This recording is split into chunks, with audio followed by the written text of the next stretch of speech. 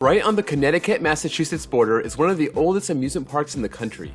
Originally Gallop's Grove in 1870, to Riverside Grove, and finally Riverside Amusement Park for the majority of its existence, until it was purchased by Premier Parks in 1996. Premier Parks then bought the Six Flags chain, and in 2000, this park was renamed Six Flags New England. I first visited this park in 2015, but made my way back in the summer of 2018. Today, I'll look back at my day at Six Flags New England on Thursday, July 19th, 2018.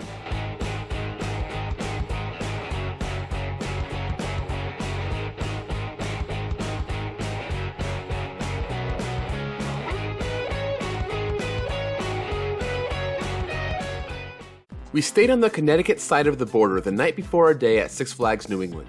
This park marked the farthest point from home on our road trip. We got there right around opening. This park is weird because you have to park across the street from the park and either take the tram or walk over the bridge to get to the park, which could be a pretty big hike. The goal was to avoid a flash pass because it was a weekday and this park supposedly does not get that crowded. But regardless, we plan on marathoning Wicked Cyclone before the crowds came in. I rode this 11 times right after it opened in 2015 and it was in my top 5. The ride was still testing when we got there, so we went down to grab a quick ride on Pandemonium, and then got back in line to wait for Wicked Cyclone to open. While we were standing there, the ride-ops on New England Skyscreamer were yelling that they needed 2 more people for the next cycle, so we decided to ride it then. It was something that I had skipped in 2015, so I was happy to get on it and see the views from 400 feet up. Once we got off, Wicked Cyclone was open and it was a walk-on, so we got 3 laps on it within about 20 minutes. I was afraid that I had overrated it in my mind because it was my first RMC and it totally blew me away 3 years earlier, but it really holds up and it's still my second favorite RMC. I did notice that it was running slow in the morning, especially on the last lap, so we decided to move on after 3 rides, but wanted to come back later after it warmed up. We rode Flashback, which is a pretty bad Vekoma boomerang, which is hilariously located right next to the other Vekoma boomerang, Goliath, relocated from Magic Mountain, and I was actually wearing my Deja Vu shirt that day in honor of the coaster. I rode it in 2015 and it was god-awful with the new trains, but I was looking forward to riding it again. It was testing in the morning, but it never opened the day I was there, so that was disappointing. We moved on to the park's other premiere ride, Superman the Ride. I rode this as Bizarro in 2015, and I loved it, but I had a big problem with the lap bars and the ride-op stapling. The lap bars were still obviously terrible, but they weren't stapling, and I figured out if you sit back and move forward, the U-brick will rest on your lap and not on your thighs, so you can still enjoy the airtime hills.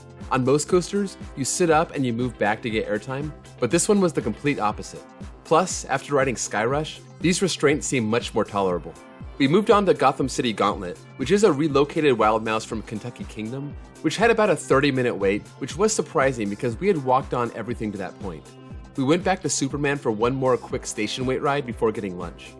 Now I should mention that in June 2017, I ate too much greasy food in the middle of the day at Six Flags Over Texas, and I wound up throwing up in the bathroom, so ever since, I try to eat something really light for lunch. So we went to the Go Fresh Cafe, and I got a buffalo chicken salad, but the buffalo sauce was really spicy, and that actually made me kinda sick, so the next couple rides were pretty dicey. We started with Catwoman's Whip, which was a nice, mild Zero family coaster, and I was able to manage it. And then we moved on to Riddler's Revenge, the recently rethemed SLC with new restraints.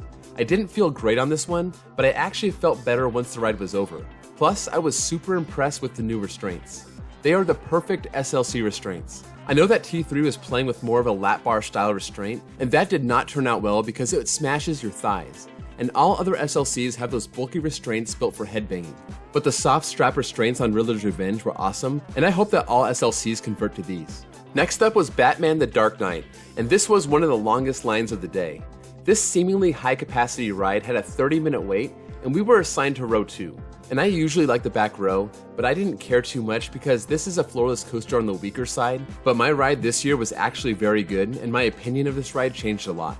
We then hit the one new credit for me in the park, the new for 2017 SNS Free Spin, the Joker, which was just a basic free spin, and I was just happy that I wasn't feeling sick anymore when riding this. The last coaster of the day was the oldest coaster in the park, the 1941 Woody Thunderbolt. This is a decent ride, not too rough, but it doesn't do a whole lot either. So then we went to grab one more ride on Superman, and we were thinking about getting 2 more, but it broke down while we were in line, so we settled for 1. We finished our coaster riding day with 1 more on Wicked Cyclone, and I'm glad that we did because the afternoon ride was much better than the morning, and it solidified its spot in my top 5. We got dinner at JB's barbecue and went souvenir hunting, which we found very difficult. We were looking all over for a good souvenir shop, but we weren't having much luck. I ended up getting this wicked Cyclone poster. One of the highlights of my day was right before we left. We got some gelati, which is on the snack plan, and this is by far the best snack I've ever gotten at a Six Flags park. It's basically a cup of Italian ice and soft serve ice cream layered on top of each other, so I'm officially jealous of anyone who goes to Six Flags New England and can get this on every visit. So here are my thoughts on the park. This was my second time here, and each time was amazing. This was my 5th favorite day of the entire trip. We ended up spending way too much time at this park, which made us get to New Jersey way too late that night, but it was worth it. The line stayed pretty short all day, other than waiting a while for Gotham City Gauntlet and Batman, but Wicked Cyclone and Superman were 10 minutes or less throughout the day. Their top 2 might be the best top 2 of any park. For a long time, Wicked Cyclone and Superman were both in my top 10. The rest of the lineup is full of pretty decent supporting coasters. I don't think any of them are bad like the supporting coasters at Canada's Wonderland, with the exception of maybe the boomerangs. This park also has a really nice setting right by the river, which you can really see when you're on Superman. And it's set in such a small little town, which is a big difference from most of the parks that are off major interstates. Six Flags New England could really use a launch coaster. Carowinds just bolstered their top-heavy lineup with the mock multi-launch coaster Copperhead Strike, and I think Six Flags New England can do the same. Here's the final ride count. 4 on Wicked Cyclone, 3 on Superman the Ride, and 1 on everything else. Pandemonium, Flashback, Gotham City Gauntlet, Catwoman's Whip, Riddler's Revenge, Batman the Dark Knight, Joker, and Thunderbolt. Oh, and 0 on Goliath. And we skipped the kiddie coaster.